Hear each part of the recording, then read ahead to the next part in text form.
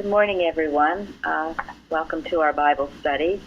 The topic today is purity, and it is March 28, 2015. And Linda is our moderator. Go ahead, Linda. Good morning. I'll start by reading from Miscellaneous Writings by Mary Baker Eddy. The Scriptures require more than a simple admission and feeble acceptance of the truths they present. They require a living faith that so incorporates their lessons into our lives that these truths become the motive power of every act. And the topic this week is purity, and I will read one of the Beatitudes. Blessed are the pure in heart, for they shall see God. And we can start with the first question, which was asking for the Hebrew and Greek definitions of purity, or I think in this case pure would have been okay too.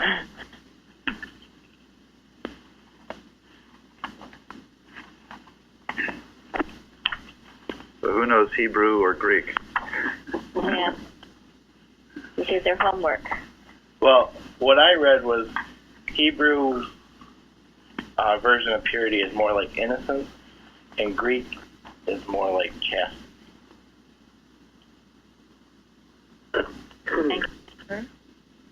Some of the words were cleanness, which would be, you could say that would be chastity, but cleanness, simplicity, sincerity, I found on the, I think that was on the Greek side. He also used the word clean, innocent, blameless, justified on the Hebrew side.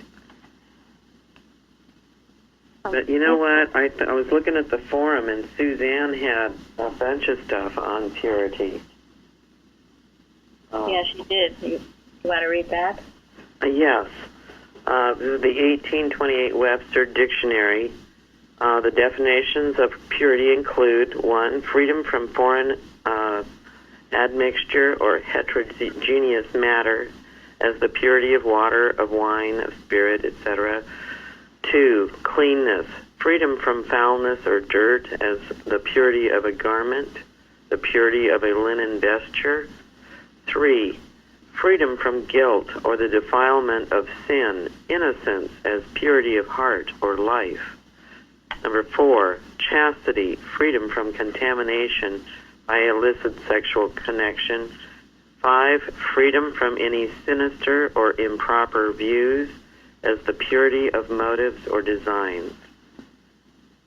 And one thing that I noticed that she put down there, I'm not going to read the whole thing,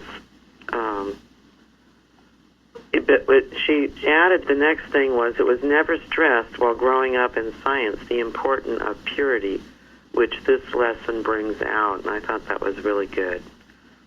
Yeah, it was a very good blog. She was sorry she couldn't be here this morning to speak about it, but you can all read it, and certainly is an important aspect. And she said it totally confused her because in this case, she saw immorality in her church that, as a child, confused her.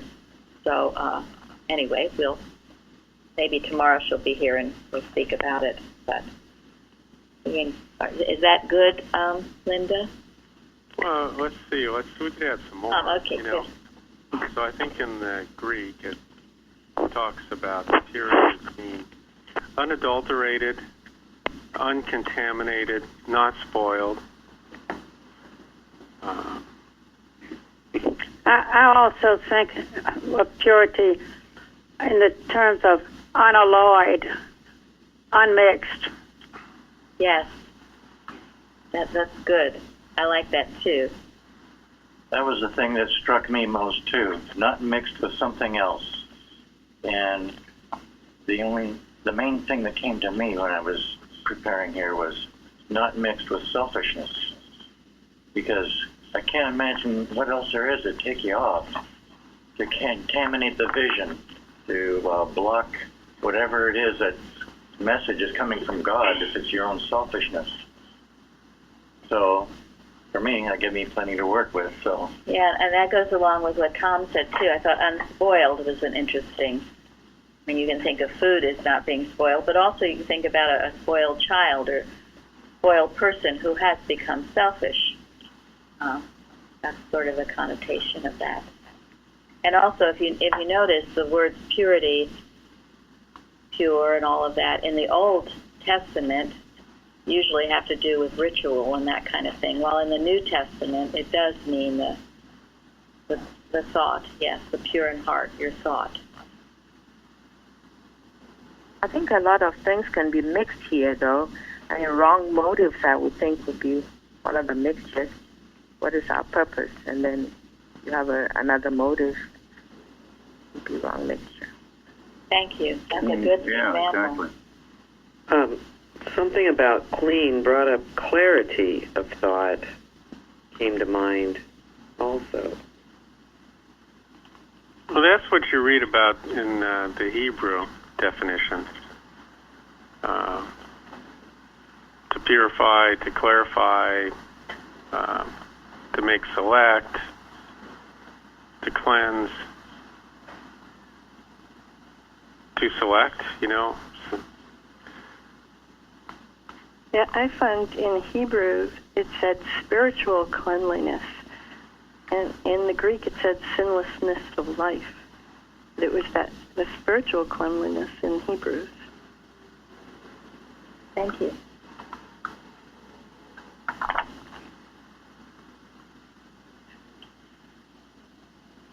I also found in the Hebrews that it said to be clean of some flaw or uncleanliness, which would bar one from contact with holy objects or places, especially from contact with the holy presence of God in worship. That reminded me of the Elster's women. They brought her from around the place. Interesting, thank you. I think the purity has to be of the heart and the mind. That's both. Thank you. It's totally pure. Yes, thank you. That's a good point. Your thinking and your feeling pure. You can't intellectualize and speak purity and not have it in your heart. Thank you. And as we talk about this today, this purity is a very, very holy subject, and God forbid anyone think that we're all preaching about how pure we are. We are getting together. Or that we know all the answers. Or that we know all the answers. That's right. Constantly work. No, we are working to learn more and enrich ourselves, and enriching ourselves, we enrich others about this topic. And in Titus, in the lesson, unto the pure all things are pure, but unto them that are defiled and unbelieving is nothing pure, but even their mind and conscience is defiled. Goes along with what Lillian said, and also Florence about, motives. When you are pure, everything is pure. You see things correctly. You can discern an error, but not to make it real or pin it on a person. You have a clear vision. But when you're not that way, everything's all bollocksed up. You're bollocksed up, and everybody else is bollocksed up with you.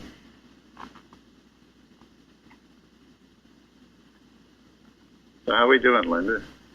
I'm really wonderful. Thank you. I'm just so grateful to be able to have this discussion, because all my life I really struggled with this, and I think it goes back to what I think it was Suzanne was saying, the teachings that weren't there on purity, and I think a false sense of purity is very dangerous. Either like the Pharisees who felt they were pure, or a false sense where it becomes a material practice rather than understanding the spiritual. And then this whole sense in the world that, once something bad has happened or immoral has happened, then you've lost your purity. I think it's a horrible lie. It certainly is. Yep. Yes, exactly. The self-righteousness that you're describing is actually the opposite of purity, because it's godless. Good point. I think Mrs. Eddy said somewhere, the self-righteous are the hardest to heal. Yeah, well, someone said it. Someone said it. And also the idea, Jesus did not rebuke. He didn't rebuke the sinner who committed adultery. That wasn't who got rebuked. He did rebuke the self-righteousness. Those sins were far worse, and as Bruce just said, far harder to heal than what you would call the I don't know what you'd call more obvious considered sin, like adultery. And the pure in heart are those who can see God. Yeah, that's why it's so important to strive for it. You see it in yourself, and you will see it in others when you are pure.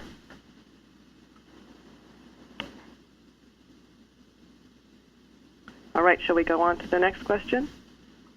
Thank you. Sure.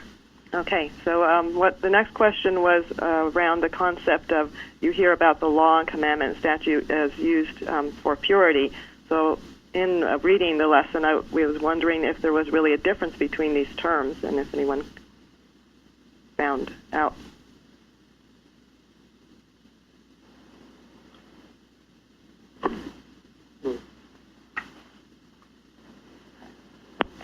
I think, in essence, there is no difference. The law is all the law. It is all of God's law. The commandments are when God speaks to us. It's to obey some aspect of the law. And a statute is, again, the law made manifest in our lives. I mean, it's, again, God giving us part of the law. But it's all part of, it's all the law. And the law of God is perfect, it's complete, it's whole, nothing can be added to it, and it's 100% good. There's nothing wrong in it. And the commandment of God is pure. It always heals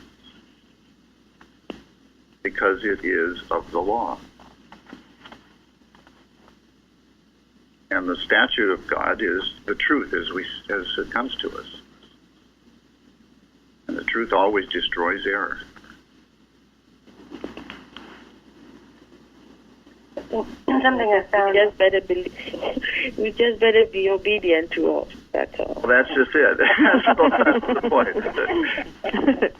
That's how it applies to purifying our lives, exactly. Yeah, it's in its obedience. What were you going to say, Lily? A breakdown of the three, I saw law converts the soul, the commandment enlightens the eyes, and the statutes rejoice the heart. Thank you. I saw some interesting commentaries about each of those words. With law, it was talking about instruction in the Bible, throughout the Bible, through the prophets, through Christ Jesus, the commandments, and so forth. So the purpose was to instruct and to teach. And with the commandments, there was an interesting comment about the commandments make us aware of sin in ourselves, because without that awareness, like the Pharisees, until they became aware of sin, they would not be able to repent of sin. And so really the highest purpose in that healing of the woman was like the teaching towards those Pharisees.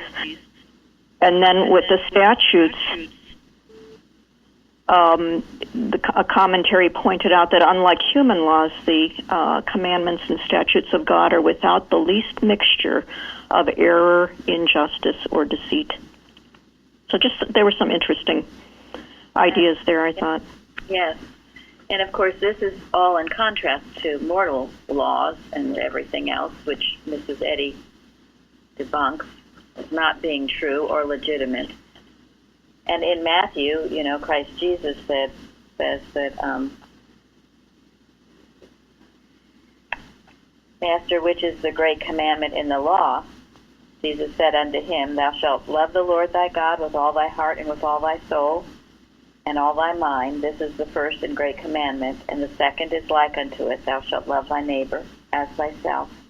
On these two commandments hang all the law and the prophets. Those are the two greatest laws, and they really encompass just about every other law, don't they? Moral law. I found it interesting, too, in looking up statutes. statutes is not mentioned in the New Testament. It's only in the Old Testament. I don't know if that makes any difference, but and what does the Bible say? That the law came through Moses, but grace and truth from Christ Jesus. And it's not like there's two sets of laws. We're talking about human understanding and enlarged, spiritualized human understanding from the Old Testament to the New Testament. But law is divine. So we're talking about different ways of perceiving humanly something that is divine. When I think of law, I think of God ruling my life. I think, well, how am I going to get this divine guidance unless I have a pure heart? So if I love God with all my heart, first I got to get my heart pure. Otherwise, I can't even detect the divine guidance. It's there, but I can't detect it. So I think it goes along with what we've been talking here. One commentary. Go ahead, Connie. One commentary I read did talk about two types of law. That's in the Old Testament, of course. The first one sets forth a general set of principles, and the second are case laws dealing with specific situations. And that by the New Testament times, that included the traditions of the elders. And I just think about the Mother Church, the Boston culture. They're always accusing people of Phariseeism, but yet there they are, the traditions of the elders, which they're putting forth. Right, and that's the danger of humanizing divine law, or of trying to humanize it, which of course can't be done. And that's why any attempt to humanize divine law always fails. And I think it does go back, all of this, to what Florence said. It's all of this discussion goes back to the obeying of it, to purify. And if you ever wonder how to purify yourself, go back. I mean, even just what Jesus said, the law and commandment. Loving God with all your heart, mind, and soul, and your neighbor as yourself. That's a cleansing and purifying process. In reading about purity, it said in Science and Health, and Mrs. Eddy has said it about herself too, that it was her trials, her suffering that brought purification. She said it made her thoughts so thin that God's thought could shine through it. So some of this suffering is a purification, cleansing process. Save, Lord, or I perish. So if you feel you need more purity, think about the two greatest law and commandment, they're combined, and how you can obey that more. I thought it was so beautiful. Tom told me something. What was it you said yesterday about keeping it simple? Well, I said sometimes my mind can get all twisted up in some sort of arcane nuance, and then I have to stop and say, oh, no, don't do that. Just keep things sort of simple and straightforward. So, you're reading the Bible and Science and Health every day, just something like that. You prayed, when's the last time you thought about God? That's all. If you feel angry, are you kind of checking your thoughts on that? Not too complicated. I thought that was so beautiful. That's a great point. It was. It's so simple. Don't make it all complicated. Just check your thoughts. Are you at peace with everyone? Do you love? Keep it simple. That's a purification process. And if you get all complicated and can't tell which end is up, then you need to go back to the simplicity of it. And if you do something wrong, try to go back and correct it to the extent you can. Yes, absolutely. That's a purification. And even if you haven't done anything wrong in your sight, or as far as you know, and if anyone at all is offended, then do what you can to right that situation with all your heart and mind and soul. It's a requirement to do that. Love your neighbor as yourself. You would never want to hurt or harm any one of God's little ones. And even if they're just conjuring up something, clear the air as best you can, and then after you do that, you leave it to God and go on. You know, in the Bible, it says a lot about walking with God, and sometimes you think, well, what the heck does that mean, you know? But I think, you know, an aspect of it is what I said about being angry. I mean, if you're, you know, feeling jealous or sad or depressed or something, and you don't stop and say, oh, let me check my thoughts. Why am I depressed? That's kind of part of walking with God, because if you're walking with God, then you shouldn't be angry or jealous or sad or whatever, you know? Thank you. Unless you think those thoughts are from God, but, you know, that's sort of what I think is part of walking with God. Thank you. That's exactly right. It is clearing out those thoughts. What does the Lord require of thee, O man? Because, you know, your mentality. Do justly. Do justly. Love mercy. And walk humbly with your God. Okay, go ahead. I was going to say, thank you, Tom, because, you know, your mentality is a procession. It is active. And one thing I found helpful was that article in our Liberator magazine from, who's that woman in Maryland? Laverne? Laverne. Oh, right, Laverne. If those thoughts were a song, how would it sound to God? Would it be a very harmonious song to God? That was a great thought. Her dear grandmother. Oh my goodness, that was wonderful. How would your thoughts sound? Would it be all discordant and clanging, or something beautiful? It was a great thought, great article, dear Laverne. Mm-hmm. I find it helpful when if a wrong thought comes in, to put it out immediately, knowing that it's just malicious mind. It's not my mind. Yes. Agree with that. Thine adversary quickly. Put it out immediately. Don't fiddle around with it. What happens if you don't put it out immediately? Well, you get drawn in. I mean, you get drawn into a human weakness and a human difficulty. Right. It sits there and it pollutes your thought. And then it will pollute. Yeah. So you're no longer pure. And if it continues, you will pollute your atmosphere. Yeah. Right. Because it will prevent you from hearing what God has for you to hear. Left alone, error will enlarge its claims.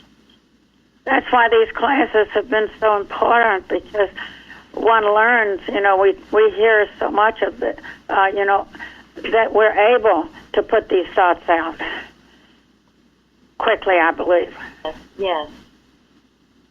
And, you know, there is a tendency in the human mind to drift away. So these times together, we pull our thoughts back. We think about these godly things and think of how we might do better the week coming up. It's not just to sit here and chit-chat. It's to change your life. And you all come to give, and that's why, because you come to give, you also get, you receive. We receive. And it has. I'm sorry. Go ahead. I was just going to say that it has changed my life. Well, that's wonderful, Shardy. And what were you going to say, Fairly? Well, quoting Alexander Pope, we receive but what we give. By this just law doth nature live. That's beautiful. That would be a good calendar. That's beautiful. Quote. Thank you. Can I ask a question here? Of course. This word agree with your adversary quickly doesn't jibe to me. Why do I agree? Well, the other week, it's still up on our website, Lenny read from First Edition about that. So you can go back and listen to it, and also the readings from First Edition are posted. But it's tricky. It sounds so tricky. That's why it's good to talk about it. But it's kicking the error out right away. That's what it means. Okay. Yeah, it was a tough translation. Uh-huh. And it doesn't mean agree the way you might think agree means. Right. What it means is come to terms with. Okay. Deal with. Quickly. Before you get, and if you see the interpretation, it'll say before you are put into the prison. And you'll be put into a prison cell of your own making. That's everlasting punishment, is when you don't deal with all the negativity that comes at you. Okay. Those are the Go ahead, Jim. Those are the Wednesday readings from Mark 18. Okay, yeah. Thank you. This is actually a very good rule for life. You don't go along with what's wrong, but rather you resolve it for the right. It's our allegiance to God. Yes. Thank you. We talked about heart and mind, thoughts and feelings, and this was the biggest revelation to me when I came to Plainfield, was check your feelings. Don't let them run amok. If you're always feeling irritated, well, look into that. But feelings never came up in the Boston culture. That's true. I know. You're always checking your head. Well, what are your thoughts? Okay, well, God is love. In the meantime, you're hating everybody. You got to make that connection between head and heart. You can't be talking the truth and yet in a turmoil inside. Check your feelings. Feelings are good. I used to be afraid of my feelings. I tried to suppress them. I didn't want anybody to know I had them. Feelings are good. Do what they're telling you. Listen to them. If they're not good, get rid of it. Purify yourself. And if they are good, go with them. But listen to yourself. Don't ignore yourself. Don't ignore your feelings. Come to terms with them quickly. And so I guess allow yourself to feel to begin with. Yes. Right, because that's the spirit. That's how you tell what's the spirit. That is your spiritual sense. It's not of the head. Most of the time it is. Not, sometimes there are times, as we've just said, where you're entertaining hatred or you're feeling something. But check it out. Ask yourself, why are you hating? What's going on here? Don't ignore it as the truth. Florence said it too, and I did. I used to think feelings, you just suppress them. But you don't. You take a good look and deal with them. And also, when you hate somebody, to my understanding, it doesn't matter what that person did to you. No matter how extreme the act is, and you hate that person back, you are not seeing God. Because that's what the requirements here are. To be pure in heart. Because one example is Mrs. Sadie. I read that somewhere also. I saw in a movie made about Mrs. Sadie. In her home, somebody was being wicked to her, a woman. I can't remember her name. Woodbury. Yeah. But she still loved her so much that she spent so much time inviting her over to her house and waiting for her to come. So. Yeah, it's a beautiful. It's on one of those DVDs about Mrs. Eddy, given by the Longyear. Woodbury was going to have a law case against Mrs. Eddy. I forget the circumstances now, but Mrs. I don't think it was Next Friends. It was something else. That came later. Anyway, Mrs. Eddy invited her to her home, and she waited for her all day. When she went out on her carriage ride, as soon as she came back, she asked whoever was there, has Mrs. Woodbury come yet? It said she waited into the night for her to come. And, this is Mrs. Eddy, was an extremely busy woman. And as she walked upstairs to go to bed, she said that woman would have received such a blessing if she came. And I know that Mrs. Eddy wanted to diffuse the law case and everything about it. But because Mrs. Woodbury refused to come, it proceeded, and of course Mrs. Eddy won the case. So anyway, but it was some example of love, loving your enemies. Loving your enemies. Shows the purity of Mrs. Eddy's thought. Yes. Because she wasn't seeing her. He said she was seeing a child of God. And that's how you can see God. There's not like a physical image of God standing outside our house. But there's also a physical image of God standing outside our house. That's our neighbor. The people we see on the street. The faces, colors, black, white, Hispanic, Asian. Those faces are reflections of God. If you see them as colors or faces, we are not seeing God. There's only one image, and that's the child of God. And to see the people in this way, you must be pure in heart. And when you're not, if I can't see people this way, I'm not pure in heart. I was thinking about this subject last week. To my surprise, it came up when I flipped my page over for this week's lesson. It was the subject. And when I was looking at something I would put out there in front of the church sign, and this message came strong to me to put it out there, and I left it there for more than 3 days. I don't usually leave things that long. Blessed are the pure in heart. And this week it was also a very big lesson for me. Thank you.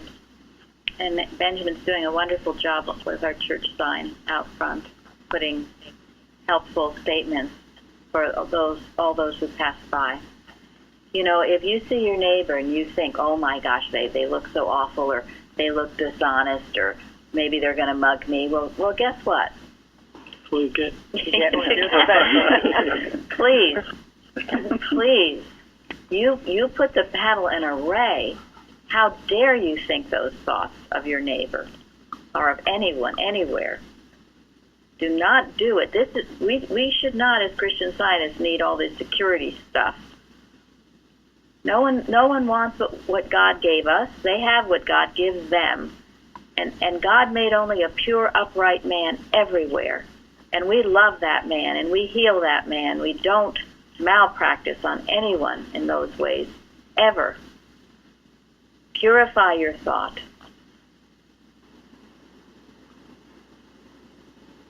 So how are we doing, Linda? It's wonderful. I don't know if we've already sort of answered the next questions, but I'm going to go ahead and read them in case somebody wants to add something more. It was the idea that as you read the Bible, just from beginning to end, the whole concept is about purity. And so one of the questions was why purity was required and how we achieve it or maintain it. We have covered this a lot, but if there's something else somebody would like to add, please do. There's something that's helped me immensely throughout for a long time, and that's a statement in Science and Health where Mrs. Eddy says, we must form perfect models in thought and look at them continually if we would carve them out in grand and noble lives. So, are we at fault for acknowledging perfection, perfect models, and putting them in thought and looking at them? And maybe our live example may not be the perfect example of them, but we're in a process. We're not at fault for forming those perfect models in thought and looking at them. And even a grand and noble life may have some flaws, but at least it's directed towards those perfect models of thought. Thank you. I just read yesterday from Laura Sargent's class. He said, if I criticize you, I myself get all the hell of that wrong identification. So that puts it plain. That's beautiful. She said some wonderful things. And she was taught, she lived with Mrs. Eddy, was taught by Mrs. Eddy. I wanted to mention about maintaining your purity. In Watch's Prayers and Arguments, Mrs. Eddy mentions many times the word poison. I remember my mother years ago saying that not interesting that she's always talking about poison? Actually, I'd never thought about it. It's also in Science and Health. But on page 93, Watches, Prayers, and Arguments, she says this: there is no morphine of malice poison that puts to sleep, that is to your own best interest, and causes dreams and illusions. There is no strychnine of jealousy poison that contracts and keeps from seeing beyond one's own self, that is, to make us voice error when we should voice truth. There is no sulfur of hatred poison that always inflames, that is, we must watch this, that it does not open the door to the hatred of the world. There is no arsenic of envy poison to swell and puff up. There is no cocaine poison, cause depression. There is no corrosive supplement of worry poison that eats and gnaws. When you are with someone who is indulging in some of these things that I just mentioned, or if you're indulging it in yourself, envy, hate, all those things, the impure, jealousy, it is poison. If you are not aware of it, it will transfer itself if you don't have your guard up and know it. And maybe you'll end up feeling crazy as a bedbug. You must, this is maintaining your purity. You don't see it as real. It's not real, but you have to be aware of it. You know that idea, one apple, or one bad apple. Yeah, rotten, spoils the whole barrel or something. So, never breathe an immoral atmosphere unless an attempt to purify it. And also, the impure are at peace with whom? The impure. So, if you enter an atmosphere and someone is envious of you, that's the jealous of you, that's the strychnine, jealousy of poison, that contracts and keeps from seeing beyond one's own self. I think that's so fascinating.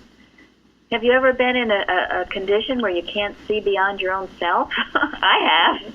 Yes, I have. Yes. Well, it's a poison. And if you don't catch it, what does poison do? It kills. It kills. It ruins your system. It will go to some spot you don't want it to.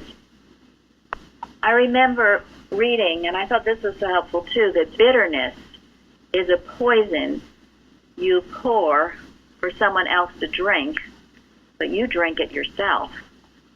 So beware of that. This is when you indulge in this poisonous thinking. You end up being it, and having it destroy you. Watch for this. There's a reason Mrs. Eddy put it all through Watches, Prayers, and Arguments, and also in Science and Health. There's a reason she did everything, and it's nothing to make a reality of, but you need to know about it, to defend yourself of it and realize its unreality before it spreads its poison and kills at last. So, to me, that is a big... I woke up in the middle of the night thinking about this, and I have to bring this to the study today because it's important that you know how to defend yourself and think about all those different types of it. You know, people say, oh, if you drink arsenic, of course it kills you. Well, she's telling you what it is and how to defend yourself. Nothing is ever physical. It is all mental. And we have a right to know and to know the truth, to keep ourselves pure. And if we keep ourselves pure, Mrs. Eddy says that these things can't go forth like wandering pollen, doesn't she? From one to another when you build a strong defense, something to that effect. With truth and virtue. Thank you. Truth and virtue, which Build we'll a talk strong about defense. later. Build a strong defense. Your purity will keep you free from this poison spreading. So I think that answers the question as to why purity is required. Yes. Purity is required to be able to see that which is true and real. Purity is required to live a correct life. Without purity, you're lost. Because You can't see God. You're blind, as Peter says in 2 Peter. If you allow yourself to really hate somebody, you're just destroying yourself. Exactly. Yes, you are. You're poisoning yourself. Yep. And you prevent yourself from seeing what is true. That everyone is a child of God. I heard a character on a TV show describe hatred as drinking poison and expecting the other guy to die. Right. Well, that's right. That's right. That's a Right. good way. Right. At home, I thought, oh my God, That's a good way. I really Absolutely. need to forgive people. And a little stupid, right? It really is stupid when you think of it, but it's not. It's sometimes easy to fall into if you're not careful, especially when you start justifying yourself. Go ahead. This is really interesting, and thank you for all that conversation about that. I'm thinking about, the terrible drug problem we have in the world, legal and illegal.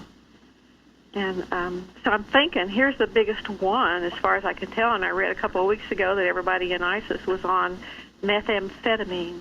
What do you think those are? Well, you don't want to give power to a material substance. People take drugs because they're searching for reality, and they're not finding it in their material world. They need God. They need the truth. Yeah, and we learn these things not to give them reality, but to know that they have no power. But it is certainly true that some of these strange occurrences that people do, I mean, these shootings and other things, they act like they are drugged, that they are, not in their right mind. So by knowing these things, this is for our knowledge to destroy and eliminate it. Yes, not to give it power, but also not to be stupid about it. As Betty just said, drinking it and then expecting the other person to die. No, we handle it by knowing God's all power and its nothingness. But I hadn't heard that. That's interesting. So now we know more what to handle in dealing with any of this. And remember, it's always nothing. That is interesting, because if they were truly fulfilled by their beliefs and religion, then they wouldn't have to do that. No. That's true. No. That's true. I think. Go ahead. No, I was going to say, I think because of that impure thinking, you cannot really feel the love of God, because who can feel the love of God and do these atrocious things happening? It's impossible. You can't feel God when you might claim you're doing it for God, but you're not even feeling His presence. No, it's the false concept of God. It leaves people without a rudder, without a steering wheel. And this is where our lust needs to be filling that void. And of course, anyone on any drugs or medications, years ago, Mrs. Evans used to always say that you lose your ability to hear God. That's true of drinking and all that. That's the only reason not to do it. You can't. You're giving your mentality to something else, and wouldn't that be error's delight? So no, we don't do those things for that reason, unless for some extreme reason we need to, but not. No, we stay away from all of that stuff. It numbs you, so you can't hear your body speaking to you, as we just talked about. You get numb, and you just keep pushing and doing, or whatever you think you should, and you're shutting out the Father's voice. And all of these things, whether it's terrorism, adultery, self-righteousness, any of these errors, it's man's need for God, and it's a lack of God. And that's why we pour out God's love, to fill that void and know He is omniscience, omnipresence, omnipotent. I like the idea of not mixing with world thought. Somewhere in Collectania, Mississippi talks about, every day we enter the procession. Oh, yeah. And I think of that in terms of, in the morning you do your lesson, you study, you pray, and you feel really fortified. And then something happens when you walk outside that door and you enter the work environment, what it is you're going to do for that day. Once you leave that quiet of your home environment and enter the world thought, you've kind of entered that procession. And the next thing you know, you're caught up in all this stuff. And this is where it just takes such great focus, that singleness of thought on God. I always remember this sweet story I heard in the early days of a couple who were on a train, and they just turned to God with every single detail. And they were being served dinner on the train, and they asked God, should we have peas or carrots with our dinner? That always makes me chuckle, but and there's something to be learned from that. Obviously, they thought about God continuously, and I think that's what it really takes that on our part, and to get to that level where we are remembering, once we've entered that procession of mortal thought during the day, are we remembering to turn to God moment by moment when stuff comes up, because it does. Thank you. And that it's also the importance, before you leave your home, you feel like you are radiating. You radiate God's love. You are shining. You're going to heal every place you go. You're not going to absorb it and get all poofed up and depressed or angry yourself. Radiate that Christ truth. Don't leave your house without feeling that. Don't do anything without feeling that. Radiation versus absorption is so important, and this is another monumental aid in keeping yourself pure. Radiation. Radiate God's love. Have it shine through you. And I remember once years ago, this made such an impression to me when Mr. Evans, he said, don't you even go into the kitchen and make a sandwich without asking God. And it's true. We shouldn't, where he's that close to us, he is our thought, our mind. We should be always knowing he's directing our every step. Thank you, Sana. Yeah. Also, it's important to know that we will and we will never leave his presence. It doesn't mean, even if we leave our house or going to our workplace, we have not left his presence. Thank you. We just live in our house. That's right. Not God's presence. And we can spend all that time seeing his presence everywhere rather than seeing everything else. And that brings a healing. Jesus beheld in science the perfect man.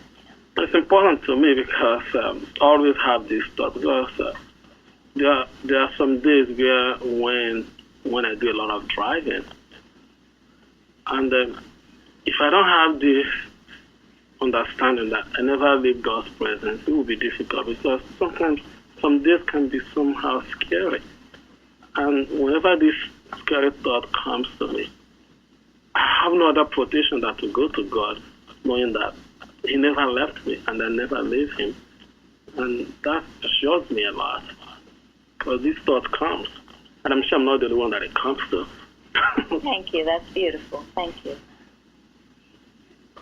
Yeah, I mean, I think this is really what question number 5 is all about. I don't mean to jump ahead, but this is what Peter was doing for his church. The stirring up. It's so easy to get distracted by the cares of the world and lose your purity, to lose your strong sense of what's right. And he stirs you up to remembrance, it says. Remembering what's the truth. He's stirring you up to that. Go back. What's the truth? Get grateful. That's why we have our Wednesday meetings, to remember God. That's why we're doing this, our remembrance. We're stirring you up to remember this truth and keep it active in your heart. I want to share something that happened. It was yesterday morning. I was speaking with one of my co-workers, I know all of us are aware of what's going on in the news about the airline business in Europe. There have been some suggestions, and some people have given up traveling by air because they cannot trust the person who is in charge of the airline. And I have a coworker who was supposed to go to Texas. He has already planned. She had been scheduled to go to Texas for some training purposes. And she was telling me yesterday morning that I don't think I will go to this training because I'm so afraid of the flying because of the news. And she was being so afraid and so discouraged. And she was telling me this. And what came to me was this. I thought you shouldn't cancel that because of one incident, but you should know that God is traveling with you. And if you hold this thought firmly in your thinking, He will protect you. Not just He will protect the people you are traveling with. You shouldn't cancel because that's what Aaron wants. He wants us to give up things that mean so much to us, all the good things that we do in our daily life. And if you give up on all these things, Aaron have won. And it shouldn't be so. That's wonderful. Thank you. Yep. Great So point. true. Here's your security. Security is found only in divine sciences, that he says. Your security is, if you have a place to go, then you know God's presence and power go with you. You don't just make any old plans to do any old thing. You ask God where you should be, what you should do, and as Florence originally said, what is your motive for doing it? If it's to bless, if it's a God-given plan, of course you can do it. But you don't take it for granted either, or just fly around or do whatever. No, it's prayer before, during, and after. Yeah, and I think that's the point, is that if you're directed by God, you are protected by God. But if you're going around doing stuff without being sent by God, well, then you're in danger, because there's danger everywhere. Yeah, everywhere you'll find it if you... So... Well, I think answered 5, but we didn't go to 4. How are we doing? Breathing in the phone. Yeah. Yeah, who's breathing in their phone? It's a very stirring discussion. Yes, it is, absolutely. So, Linda, should we cover 4 before it gets too late? Yes, I do. There's 2 things. I would really like to cover Jesus handling the situation. And before we hang up, though, I did want to share something about the Peter story that I thought applied to Plainfield. But if we want, so if I could have a minute for that at the end, or whenever. I don't want to dominate the conversation, but I think it'll be helpful. But anyways, the question was, how does Jesus' understanding of purity heal the volatile situation of the one found in the act of adultery?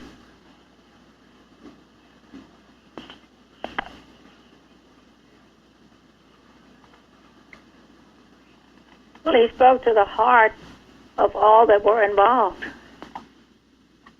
He spoke to the purity that made these people recognize that they had some work to do. Yeah. I think that refers to me to what Mrs. Sadie wrote in Science and Health. Mary, please help me for this, right? Mrs. Sadie wrote, Jesus saw a perfect man where a sinful mortal appeared to mortal.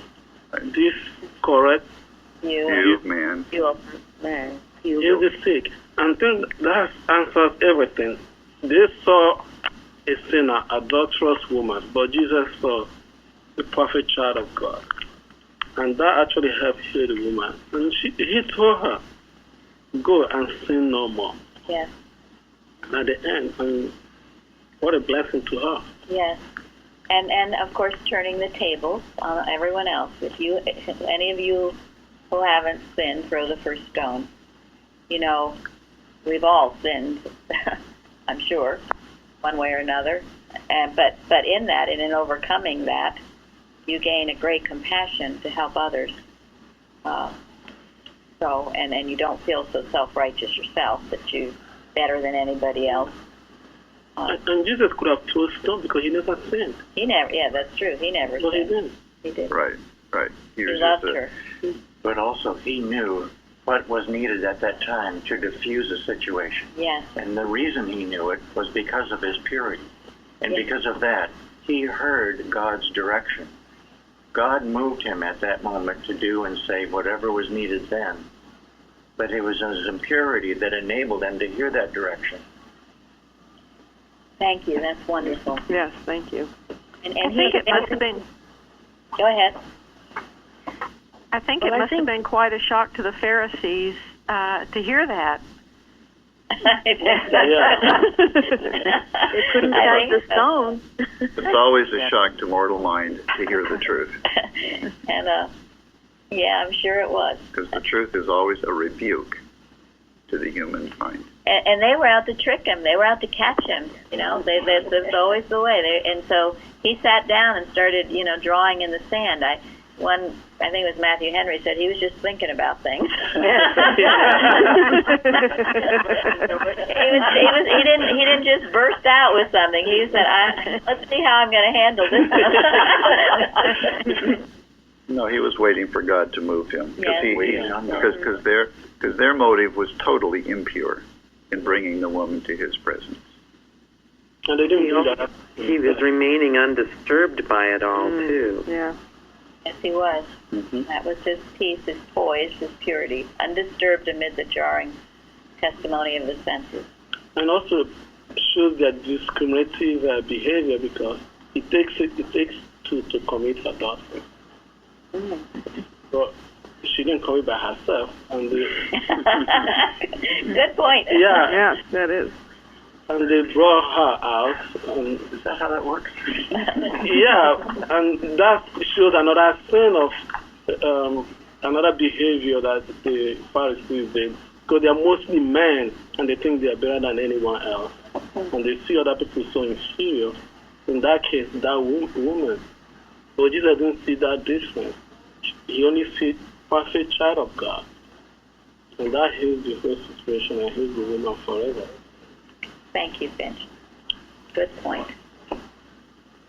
And in that same paragraph that Benjamin almost quoted a little earlier, this is that he states that by his healing, Jesus, and I'm paraphrasing, proved that mankind is pure and upright And holy. and holy. Yes.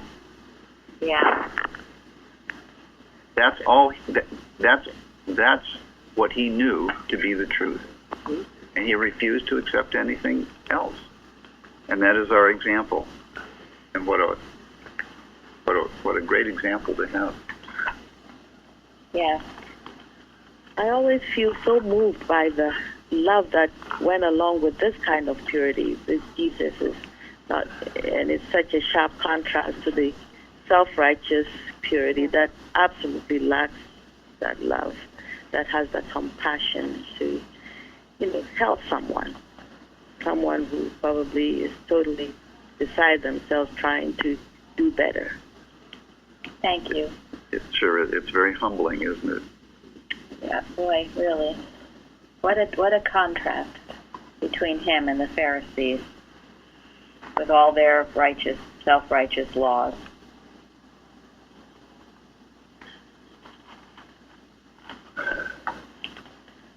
Shall I add the quick thing that I came across this morning about Peter? Is this a good time? Please do. Okay, so what I was doing, and I found that with Peter, there was a consistency of what they thought he was doing in this letter, in referencing to the people he's speaking to. But they said, in comparison, his first letter in 1 Peter was to instruct them how to deal with persecution from outside the church. But the second letter, he's teaching them how to deal with the false teachers and evildoers that have come into the church. And I thought that was very interesting. And they said his purpose was to stimulate Christian growth, to combat false teaching, and to encourage watchfulness. And I think this is really important just in how we work in this church and what we're learning, and these people, original group that you guys are working so hard to help us be watchful and be aware Also in Peter's time, this is when Nero and some other followers are starting to persecute Christians, so there was a lot of stuff that was building and coming. I'm sure he foresaw a lot of turmoil, and I just feel like this is really what Plainfield's doing also, but also addressing the false teachers and evil going on in the church that needs to be addressed. I think that's why he was trying to stir them up. Thank you so much. That's just wonderful. Thank you. God bless you for seeing it clearly. Yeah. Really. Well, thank True. you. And if I were to teach the roundtable on the lesson, probably many of these questions that Linda came up with, I would have addressed. And this last one that we don't have time for, it's a little longer, we will take up tomorrow because it's important as well. And then we'll see if we have time to go into miscellaneous writings again. But so wonderful questions and wonderful contributions, all of you. Thank you so much, everybody. Yes, thank you all. Thank you. Thank you. Thank you. Thank you. Thank you. Thank you, Linda. Bye-bye.